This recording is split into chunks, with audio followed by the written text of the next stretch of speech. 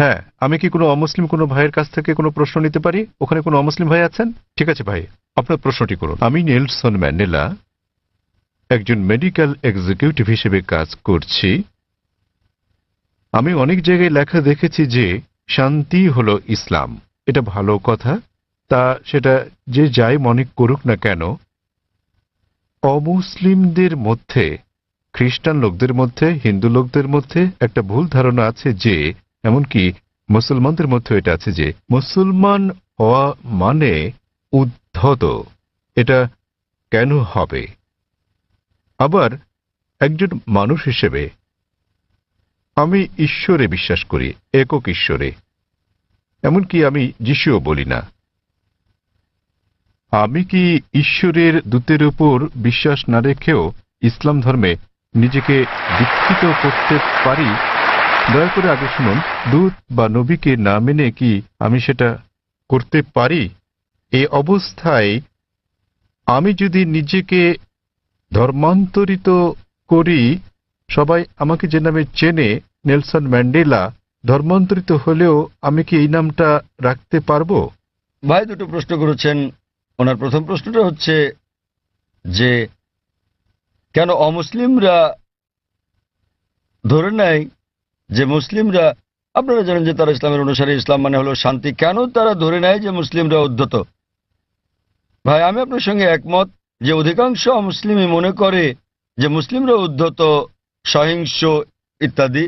ভাই এর কারণটা হলো মিডিয়া। মিডিয়া মিডিয়া সেভাবেই মুসলিমদেরকে তুলে ধরে। আপনি আজকে দেখেন যে কোনো সন্ত্রাসী হামলা হলেই সাথে সাথে তারা মুসলিমদের দায়ী করে, সব সময়, ঠিক বা ঠিক যাই হোক না কেন। ওকলাহোমা বোমা হামলা যুক্তরাষ্ট্রে, যাতে প্রায় 166 জন মানুষ মারা গিয়েছিল, এটা ছিল আমেরিকার মাটিতে সবচেয়ে বড় বোমা হামলা। দিনের পর দিন এটাকে বলা হলো মধ্যপ্রাচ্য ষড়যন্ত্র, এতে মুসলিমরা জড়িত। পরবর্তী সময়ে তারা জানতে পারল যে এতে জড়িত ছিল দুজন মার্কিন সৈন্য, কমিউনিস্ট, তারা জড়িত ছিল। এটা সংক্ষিপ্ত সংবাদে এলো, শেষ ঘটনা শেষ। তো মুসলমানদের ব্যাপারে হলে শিরোনামে চলে আসে, আর অমুসলিমরা জড়িত থাকলে এটা সংক্ষিপ্ত সংবাদ। যেমন ভারতীয় সংবাদপত্রে আপনি দেখবেন যে একজন 50 বছর বয়স্ক আরব, 50 বছরের বয়সের আরব মুসলিম 19 বছরের এক মেয়েকে বিয়ে করছে। দেখবেন যে অনেক বড় সংবাদ, শিরোনাম। পরের দিন 50 বছর বয়স্ক অমুসলিম 9 বছরের মেয়েকে ধর্ষণ করেছে, এটা আসে সংক্ষিপ্ত সংবাদ। তো মিডিয়া প্রথম পাতায় তুলে ধরে একজন 50 বছরের মুসলমান 19 বছরের মেয়েকে বিয়ে করছে, আর 50 বছর বয়স্ক অমুসলিম 9 বছরের মেয়েকে ধর্ষণ করছে, ছোট করে আসে। তো এই হচ্ছে আমাদের মিডিয়া। তাই আমি লেকচার দিয়েছি মিডিয়া এবং ইসলাম, যুদ্ধ না শান্তি বিষয়ে। এটা ছিল, এই আলোচনাটা আমি প্রায় 1 বছর আগে দিয়েছিলাম বোম্বেতে, মিডিয়া ও ইসলাম, যুদ্ধ না শান্তি, এবং আরো অনেক জায়গায়। আর মিডিয়া কিভাবে কি করে বিস্তারিত বলেছি। ভাই আপনাকে একটা প্রশ্ন করি, আপনি কি আমাকে উদ্ধত মনে করেন? না। মাশাআল্লাহ। আপনি কি মনে করেন এখানে যারা বসে আছেন তারা সবাই উদ্ধত? কেউ কেউ, সরি, কারো কারো মুখ দেখে মনে হয়। না না ভাই, আপনি দেখেন, আপনি অতিথিতে দেখুন আর তাদের আপনি চেহারা দেখেন, দেখুন। ঈশ্বর কাউকে যে চেহারা দেন তার জন্য কি তাকে দোষী করা যায়? আমি আপনার মুখ দেখতে পাচ্ছি না, এখান থেকে আপনার মুখ দেখতে পাচ্ছি না, আপনিও পর্দা আমার মুখ দেখতে পাচ্ছেন, আমি দেখছি না। খোদা না করুক আপনার চেহারা যদি উদ্ধত হয়, আপনাকে দায়ী করা যাবে? না। না। তাই কখনো বলবেন না যে চেহারা উদ্ধত। হ্যাঁ, কারো ব্যবহার যদি আপনাকে খোঁচা মেরে থাকে, এখানে কেউ কেউ আপনাকে মেরেছে, আপনাকে কেউ গালাগাল করেছে? না। তো ভাই আপনি যদি বলেন চেহারা উদ্ধত, তাহলে আপনাকে আবার ভেবে দেখতে হবে। দেখুন, চেহারা হলো ঈশ্বর প্রদত্ত, তাই কাকে দায়ী করবেন, ঈশ্বরকে না মানুষকে? অথবা নিজেকে দায়ী করতে পারেন যে আপনি মনে করেছেন সে উদ্ধত। আরেকটা ব্যাপার দেখেন ভাই, মনোবিজ্ঞান আছে। মনোবিজ্ঞানে বলা হয় যে, দেখেন আমি একজন মেডিকেল ডাক্তার, মনোবিজ্ঞানে বলা হয়, ধরেন আপনি ভাবছেন যে মিস্টার এ আপনার শত্রু, আপনার মনে হচ্ছে মিস্টার এ আপনার শত্রু, ঠিক আছে? কিন্তু তিনি একজন সাধারণ মানুষ, গড়পড়তা মানুষ। যখনই মিস্টার এ কে দেখছেন, তাকে শত্রু ভাবছেন আপনি, এবং আপনি রেগে যাচ্ছেন, তার দিকে এভাবে তাকাচ্ছেন। তিনি একজন স্বাভাবিক মানুষ, যেহেতু আপনি সেভাবে তাকাচ্ছেন, তিনিও রেগে যাচ্ছেন। তো যখনই তিনি রাগছেন, হ্যাঁ বলেছিলাম না, দেখলেন আমার দিকে কিভাবে তাকাচ্ছে? প্রথমে তো আপনি তাকিয়েছেন। তিনি একজন সাধারণ মানুষ। যেহেতু আপনি মনে মনে ভেবে নিয়েছেন যে মিস্টার এ আপনার শত্রু, তিনি যখনই আসেন আপনি শত্রুর মতো আচরণ করছেন তার সাথে। তিনি স্বাভাবিক, কিন্তু আপনি তাকে দেখছেন, তার চলাফেরা দেখছেন, রেগে তাকাচ্ছেন। তিনি ভাবছেন এই লোকটা আমার দিকে রেগে তাকাচ্ছে, তাই তিনিও রেগে যাচ্ছেন। তখন আপনি বলছেন দেখেন আমার দিকে কিভাবে তাকাচ্ছে, কিন্তু শুরু করেছে কি আপনি। তো এই মনস্তাত্ত্বিক মিডিয়া মানুষের মনের মধ্যে মাকড়সার জাল তৈরি করে দিয়েছে। মিডিয়ার ফাঁদ হচ্ছে মুসলমানরা উদ্ধত, সন্ত্রাসী, সহিংস, আপনাকে মেরে ফেলবে। তো আপনি খুব সাবধান হয়ে গেলেন, মানুষের মুখের দিকে তাকাচ্ছেন, হয়তো কেউ সন্ত্রাসীর মতো দেখতে। কারণ যখনই তারা বলছে সন্ত্রাসী, মাথায় টুপি পরিয়ে দিচ্ছে। তো যখনই মাথায় টুপি পরা কাউকে দেখছেন আপনি ভাবছেন সন্ত্রাসী। তো আসলে এটা হলো মিডিয়া যেভাবে বিষয়টাকে দেখাচ্ছে। তাই টুপির সাথে আমি স্যুট পরি, পশ্চিমা পোশাক এবং ইসলামী পোশাক, আর পাজামাও আমার গোড়ালির উপরে, তো আমি এটা মিশ্রণ করি। মিশ্রণ হলো পশ্চিমা সংস্কৃতির, হালাল কিছু আমি নিতে পারি, কিন্তু আমি মাথায় টুপি পরি। তো আসলে এটা হলো মিডিয়া। কিন্তু এমনিতে হ্যাঁ, সমাজে কিছু বিপদগামী লোক থাকতে পারে। আমি বলছি না যে নিজেদের মুসলমান দাবি করা সকল মুসলমানই ভালো লোক, সকল ধার্মিক মুসলমান ভালো, কিন্তু মুসলমান নামধারী সবাই ধার্মিক মুসলমান নাও হতে পারে। ভাই আপনি বলেন তো, ভারতের সবচেয়ে বেশি ভারতীয়কে কারা হত্যা করেছে? কারা? আপনি কি জানেন? না। কাশ্মীর। কাশ্মীর জানেন তো? কাশ্মীর, হ্যাঁ। হ্যাঁ। আপনি কোথায় শুনেছেন? মিডিয়ায়। একদম ঠিক, কাশ্মীর। কিছু হলে কাশ্মীরি মুসলমান, জিহাদি, ঠিক তো? ভাই আপনি কি জানেন ভারতের সবচেয়ে বেশি লোকদের কারা হত্যা করেছে? হয়তো কাশ্মীরিরা, তাই তো? না, আপনার কি মনে হয়, আপনি কি মনে করেন হয়তো তারাই? হয়তো। হয়তো, ঠিক আছে। এটা একদম অবাস্তব কথা। আপনি কি জানেন আসামে কতজন লোককে হত্যা করা হচ্ছে? উলফা, উলফার নাম শুনেছেন হয়তো? হয়তো সংক্ষিপ্ত সংবাদে, তাই তো? সংক্ষিপ্ত শিরোনামে নয়।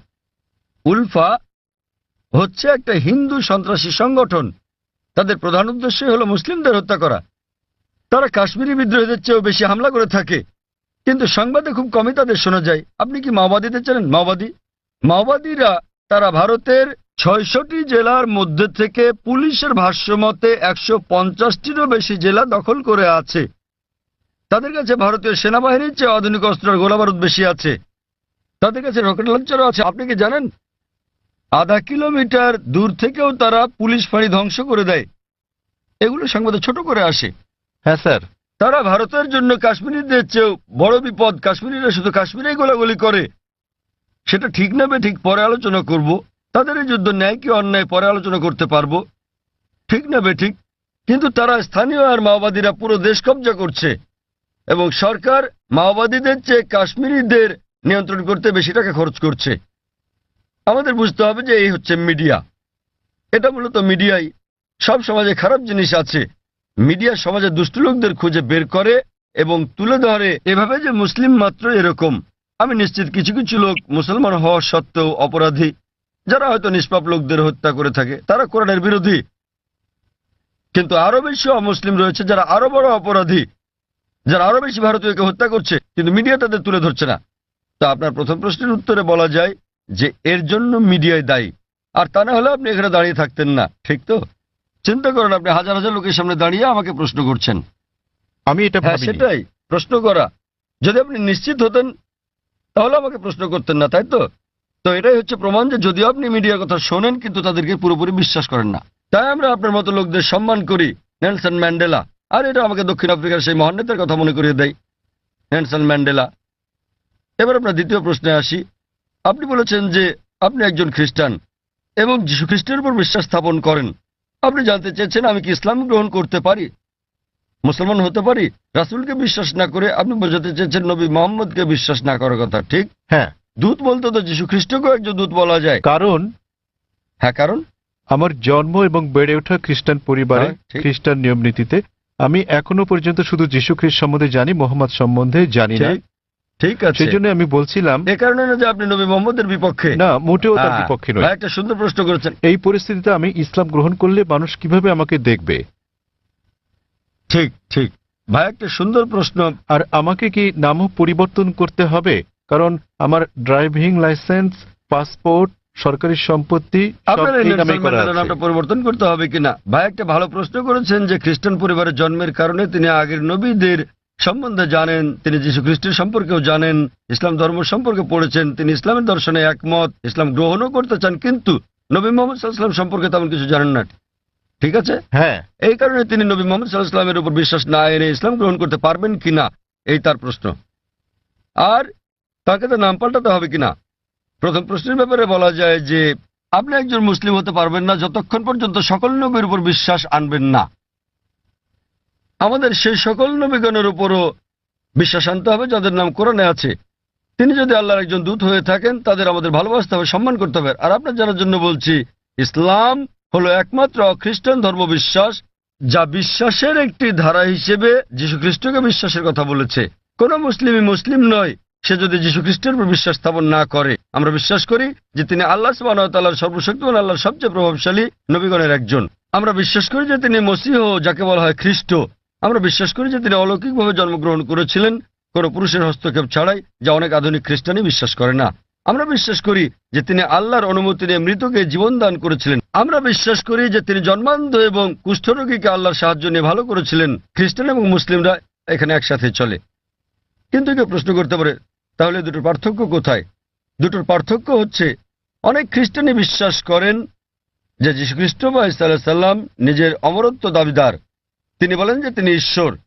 প্রকৃতপক্ষে আপনি যদি বাইবেল পড়েন, দেখবেন কোথাও এমন একটাও নিঃশর্ত বক্তব্য নেই সমগ্র বাইবেলে যেখানে যীশু খ্রিস্ট বা ঈসা আলাইহিস সালাম নিজে বলেছেন যে আমি ঈশ্বর অথবা তোমরা আমার উপাসনা করো।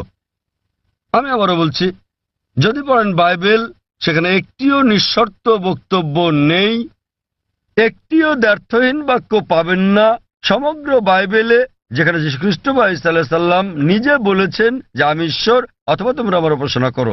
এমনকি বাইবেলে দেখবেন যীশু খ্রিস্ট বা ঈসা আলাইহিস সালাম নিজে বলেছেন, এর উল্লেখ আছে গসপেল অফ জন অধ্যায় নম্বর 14 অনুচ্ছেদ নম্বর 28।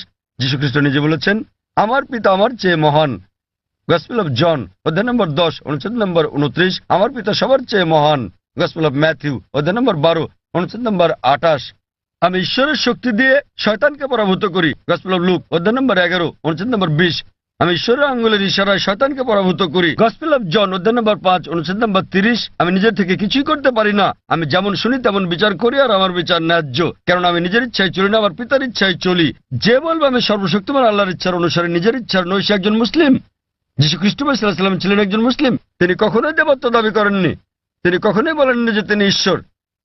আর আপনি যদি বাইবেল পড়েন, সেখানে বুক অব অ্যাক্টসে আছে অধ্যায় নম্বর 2 অনুচ্ছেদ নম্বর 22 যে হে ইসরায়েলের লোকেরা, এই নাজারেথের যিশুর কথা শোনো।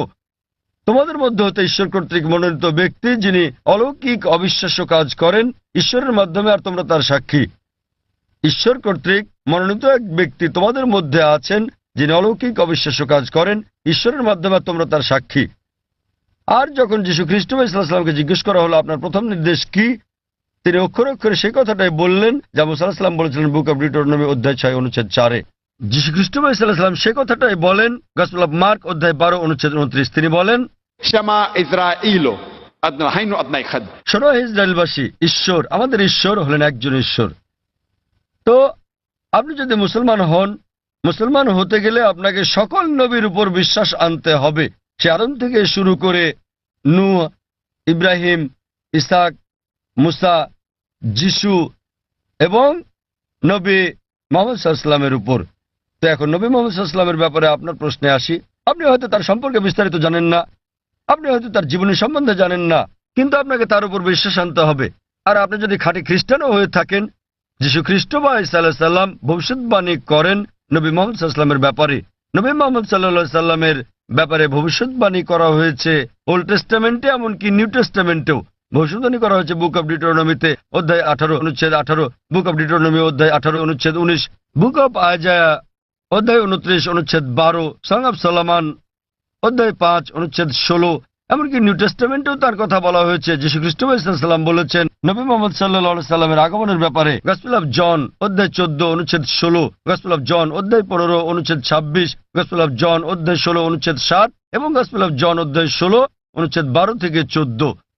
আপনার বোঝার জন্য আমি শুধু শেষের অনুচ্ছেদটা বলবো, সবার শেষে যেটা বললাম, যীশু খ্রিস্ট সাল্লাম বলেন গসপেল অফ জন অধ্যায় নম্বর 16 অনুচ্ছেদ 12 থেকে 14 যে তোমাদেরকে আমার অনেক কিছুই বলার আছে, কিন্তু তোমরা এখন তা গ্রহণ করতে পারবে না। যখন সত্যের আত্মা আসবেন তিনি তোমাদের সত্যের পথে পরিচালিত করবেন। তিনি নিজ থেকে কিছু বলবেন না, তিনি যা শুনবেন তাই বলবেন, তিনি আমাকে মহিমান্বিত করবেন। তো এখানে যীশু খ্রিস্ট সাল্লাম বলছেন নবী মুহাম্মদ সাল্লাল্লাহু সাল্লামের ব্যাপারে, তিনি বলছেন তোমাদেরকে আমার অনেক কিছুই বলার আছে। অর্থাৎ যীশু খ্রিস্ট মানুষদের অনেক কথা বলতে চেয়েছিলেন, কিন্তু তিনি বলেন তোমরা এখন তা বুঝতে পারবে না। যখন সত্যের প্রতিরূপ আসবেন তিনি তোমাদের সত্যের পথে চালিত করবেন। এখন অনেকে বলতে পারেন এই প্রতিরূপ হচ্ছে পবিত্র আত্মা। তারা বুঝতে অক্ষম যে প্রতিরূপ কোনো পবিত্র আত্মার কথা বোঝায় না। কেন? কয়েকটা অনুচ্ছেদ আগেই গসপেল অফ জনের অধ্যায় নম্বর 16 অনুচ্ছেদ 7 যীশু খ্রিস্ট সাল্লাম বলছেন যে তোমাদের ভালোর জন্য আমাকে যেতে হচ্ছে, কেননা আমি না গেলে সত্যের প্রতিরূপ আসবেন না। সুতরাং আমি যদি যাই আমার প্রস্থানেই তার আগমন নিশ্চিত। সেই প্রতিরূপ এবং শান্তি আসবে যদি যীশু খ্রিস্ট সাল্লাম বিদায় নেন। যীশু খ্রিস্ট এই পৃথিবীতে আসার অনেক আগে থেকে এই প্রতিরূপ এখানে ছিলেন। তিনি এখানে ছিলেন যখন যীশু খ্রিস্ট জন্মগ্রহণ করেন, তিনি তখনও ছিলেন যখন তাকে দীক্ষা দেওয়া হয়। তো এই প্রতিরূপ এবং শান্তির দূত কোন পবিত্র আত্মাকে বোঝায় না, এটা সর্বশেষ এবং চূড়ান্ত নবী মুহাম্মদ সাল্লাল্লাহু সাল্লামের কথা বোঝায়। কারণ ভবিষ্যৎবাণী বলছে তিনি যাই শুনবেন তিনি বহন করবেন। আর আমরা জানি যে নবী মুহাম্মদ সাল্লাল্লাহু আলাইহি ওয়াসাল্লাম সর্বশক্তিমান আল্লাহর কাছ থেকে দৈববাণী পেয়েছিলেন এবং তিনি তা প্রচার করেছিলেন। আর নবী মুহাম্মদ সাল্লাল্লাহু আলাইহি ওয়াসাল্লাম এই পৃথিবীতে একমাত্র ধর্মদূত যিনি যীশু খ্রিস্টকে মহিমান্বিত করেছেন। আর কোন ধর্ম বিশ্বাস নেই যা যীশু খ্রিস্টকে বিশ্বাস করার ব্যাপারে কথা বলে অনুচ্ছেদ তৈরি করে। এই মহিমান্বিত কোরআন নবী মুহাম্মদ সাল্লাল্লাহু আলাইহি সাল্লামের বাণীর কারণে, আর তিনি যে দৈববাণী ধারণ করেছেন সে কারণে 150 কোটিরও বেশি মানুষ আজ যীশু খ্রিস্টকে ঈশ্বরের দূত হিসেবে বিশ্বাস করে থাকে। যদি নবী মুহাম্মদ সাল্লাল্লাহু আলাইহি সাল্লাম সেটা না বলতেন, যদি এই কিতাবে তার কথা প্রকাশিত না হতো, তাহলে আমরা বিশ্বাস করতাম না যে যীশু খ্রিস্ট ঈশ্বরের দূত। যেহেতু নবী মুহাম্মদ সাল্লাল্লাহু আলাইহি সাল্লাম বলেছেন, আমরা সকল মুসলমান সন্দেহাতীতভাবে বিশ্বাস করি যে যীশু খ্রিস্ট সাল্লাল্লাহু আলাইহি সাল্লাম আল্লাহর সবচেয়ে প্রভাবশালী নবীদের মধ্যে একজন। একইভাবে আপনি যদি খ্রিস্টান হন আর আপনার ধর্মগ্রন্থ পড়েন, নবী যীশু খ্রিস্ট সাল্লাল্লাহু আলাইহি সাল্লাম ভবিষ্যৎবাণী করে গেছেন সর্বশেষ ও চূড়ান্ত নবী মুহাম্মদ সাল্লাল্লাহু আলাইহি সাল্লামের আগমনের ব্যাপারে। এখন যেহেতু আমি তুলনামূলক ধর্ম নিয়ে পড়ি, আমি হয়তো যীশু খ্রিস্ট সম্পর্কে অনেক কিছু জানি, কিন্তু অধিকাংশ মুসলমানই আপনি যদি জিজ্ঞেস করেন যিশুকে ছিলেন, তিনি একজন নবী, কিন্তু আপনি বিস্তারিত জিজ্ঞেস করলে তারা নাও জানতে পারে। তারা বিশ্বাস করে যে তিনি নবী। আমি তুলনামূলক ধর্মতত্ত্ব, বাইবেল এগুলো পড়ার পরে হয়তো অন্য মুসলমানদের চেয়ে অনেক বেশি জানি, কিন্তু সকল মুসলমানকে বিশ্বাস করতে হবে যে তিনি একজন নবী। একইভাবে একজন মুসলমান হওয়ার জন্য আপনাকে অন্তত এটা মেনে নিতে হবে যে নবী মুহাম্মদ সাল্লাল্লাহু আলাইহি সাল্লাম নবী মুহাম্মদ আল্লাহর দূত। যদি না মানেন তাহলে হতে পারবেন না, কারণ তিনি সর্বশেষ ও চূড়ান্ত নবী। আপনি হয়তো তার সম্বন্ধে বিস্তারিত জানেন না, কিন্তু আপনাকে বিশ্বাস করতে হবে তিনি একজন নবী। এবার আপনার শেষ প্রশ্নে আসি যে যদি আপনি ইসলাম গ্রহণ করেন আপনাকে নাম পরিবর্তন করতে হবে কিনা।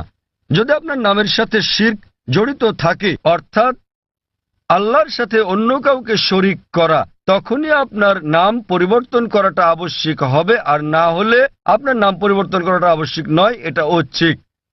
আপনি চাইলে এটা করতে পারেন, না চাইলে দরকার নেই। তবু মুসলমান হতে গেলে নাম পরিবর্তন করাটা জরুরি নয়। আপনার বিশ্বাস পরিবর্তন করতে হবে। বিশ্বাস পরিবর্তন মানে বিশ্বাস করা যে ঈশ্বর একজনই, যাকে উপাসনা করা যায়। আর নবী মুহাম্মদ আল্লাহর দূত এবং অন্যান্য সকল নবী আদম আলাইহিস সালাম থেকে শুরু করে নূহ, ইব্রাহিম, মুসা, যিশু এবং সকল নবীদের সাথে নবী মুহাম্মদ সাল্লাল্লাহু আলাইহি সাল্লামের উপরও বিশ্বাস আনা। কেউ যদি বলে যে আমি মুসলমান হতে চাই কিন্তু আমি যীশু খ্রিস্টকে ঈশ্বরের দূত বলে মানি না, একজন মুসলমানের বিশ্বাস করতেই হবে। সে যদি না জেনে থাকে, যে মুহূর্তে আমি তাকে কোরআন দেখাবো কোরআন বলছে, সে বিশ্বাস করা শুরু করবে। সে বিশ্বাস করবে যে যীশু খ্রিস্ট আল্লাহর একজন দূত। একইভাবে একজন মুসলমানের জন্য সকল নবীদের উপর বিশ্বাস আনা উচিত। নবী মুহাম্মদ সাল্লাল্লাহু আলাইহি সাল্লাম ছাড়াও আদম থেকে মুহাম্মদ সাল্লাল্লাহু আলাইহি সাল্লাম পর্যন্ত যারা যারা এসেছিলেন, কিন্তু নাম পরিবর্তন করাটা আবশ্যিক নয়। আপনি বলছেন আপনার ড্রাইভিং লাইসেন্সে নেলসন ম্যান্ডেলা নাম আছে, আপনার পাসপোর্ট আপনাকে পাল্টাতে হবে না, ড্রাইভিং লাইসেন্স বদলাতে হবে না। লোকে আপনাকে নেলসন বলে ডাকতে পারে, কোনো সমস্যা নেই। কিন্তু তারপরেও আপনার মনে যে ঈশ্বর মাত্র একজনই, যাকে উপাসনা করা যায়, তিনি ছাড়া আর কাউকে নয়, এবং নবী মুহাম্মদ ঈশ্বরের একজন দূত। বাকি সকল নবী সহ আদম থেকে শুরু করে যিশু মোহাম্মদ সাল্লাল্লাহু আলাইহি সাল্লাম। তো আপনি কি বিশ্বাস করেন যে মোহাম্মদ ঈশ্বরের একজন দূত ভাই নেনসেল? হ্যাঁ স্যার। আমি যদি বলি যে আপনার নাম নেনসেলই রাখতে পারেন, বিশ্বাস করবেন যে মোহাম্মদ ঈশ্বরের একজন দূত? হ্যাঁ স্যার। আপনি হয়তো তার সম্পর্কে বেশি কিছু জানেন না। আপনি হয়তো জানেন না যে তিনি কোথায় জন্মগ্রহণ করেন। যদি জানেন তো ভালো, কিন্তু এটা বাধ্যতামূলক নয়। তখন বিশ্বাস করবেন যে নবী মুহাম্মদ সাল্লাল্লাহু আলাইহি ওয়াসাল্লাম ঈশ্বরের দূত? হ্যাঁ স্যার। আপনি বিশ্বাস করেন? হ্যাঁ। আপনি হয়তো বিস্তারিত জানেন না, তাও বিশ্বাস করেন? হ্যাঁ। আপনি বিশ্বাস করেন যে ঈশ্বর একজন? হ্যাঁ। আপনি কি মানেন যে যীশু খ্রিস্ট ঈশ্বর নন? যিশু ঈশ্বর নন, যিশু ঈশ্বরের একজন দূত। খুব ভালো, মাশাআল্লাহ। তো আপনি কি শাহাদাত পড়তে চান? হ্যাঁ আচ্ছা, অবশ্যই। আমি আরবিতে বলবো, আপনি সাথে সাথে বলবেন। আপনি কি মানেন যে ঈশ্বর একজন? হ্যাঁ। আপনি কি মানেন যে নবী মুহাম্মদ সাল্লাল্লাহু আলাইহি ওয়াসাল্লাম ঈশ্বরের একজন দূত? আপনি কি মানেন যে যীশু খ্রিস্ট ঈশ্বরের একজন দূত? হ্যাঁ। কেউ কি আপনাকে জোর করছে গ্রহণ করতে ইসলাম? না। কেউ আপনার উপর চাপ প্রয়োগ করছে? না। কোনো অর্থনৈতিক চাপ, টাকা? না। টাকার কোনো হ্যাঁ। ব্যাপার নেই। তো আপনি মন থেকেই বলছেন, হ্যাঁ। আপনার নিজের ইচ্ছাতে, হ্যাঁ। কোনো চাপ নেই আপনার উপর। বেশ, না। আমি আরবিতে বলবো, আপনি সাথে সাথে বলবেন। আশহাদু আশহাদু আল্লাহ আল্লাহ ইলাহা ইলাহা ইল্লাল্লাহ ইল্লাল্লাহ ওয়া আশহাদু ওয়া আশহাদু আন্না আন্না মুহাম্মাদান মুহাম্মাদান আবদুহু আবদুহু ওয়া রাসূলুহু। ওয়া রাসূলুহু। মাশাআল্লাহ। আমি সাক্ষ্য দিচ্ছি, আমি সাক্ষ্য দিচ্ছি আমি সাক্ষ্য দিচ্ছি যে যে কোনো উপাস্য নেই কোনো উপাস্য নেই আল্লাহ ছাড়া, আল্লাহ ছাড়া, এবং এবং নবী মুহাম্মদ নবী মুহাম্মদ হলেন হলেন আল্লাহর দূত আল্লাহর দূত এবং আল্লাহর বান্দা। এবং আল্লাহর বান্দা। মাশাআল্লাহ। ভাই, আপনি এখন মুসলিম এবং আপনি আল্লাহর কাছে প্রার্থনা করেন যেন তিনি আপনাকে হিদায়াত দেন এবং ইনশাআল্লাহ জান্নাতে জায়গা দেন। এই জীবন হলো পরকালের জন্য পরীক্ষা। তিনি আপনাকে ইনশাআল্লাহ জান্নাতে নিয়ে যাবেন। এবং আমি অন্যান্য ভাইদের প্রতি বলবো যে যখনই কেউ গ্রহণ করবেন ইসলাম, আপনারা বিষয়টার প্রতি খেয়াল রাখবেন এবং আন্তরিকভাবে সহযোগিতা করবেন, আরও সহনশীল হবেন। কারণ আমাদের দিনে একজন নতুন মানুষ আসছেন, তাকে আপনার সামর্থ্য অনুযায়ী সাহায্য সহযোগিতা করুন। এবং ইনশাআল্লাহ আমি দোয়া করছি আপনি আপনার নাম নেলসনই রাখতে পারেন। আপনাকে নাম বদলাতে হবে না, এটা আসলে আবশ্যিক নয়। আপনাকে নাম বদলাতে হবে না, আপনার নাম নেলসনই রাখতে পারেন এবং একই সাথে একজন ধার্মিক মুসলিম হতে পারবেন। কোরআন বুঝে পড়ার চেষ্টা করবেন এবং যতটুকু নির্দেশনা আপনি পাবেন ইনশাআল্লাহ তা প্রয়োগ করেন। এবং আমি আপনাকে অনুরোধ করছি আমার জন্য দোয়া করবেন। ধন্যবাদ স্যার।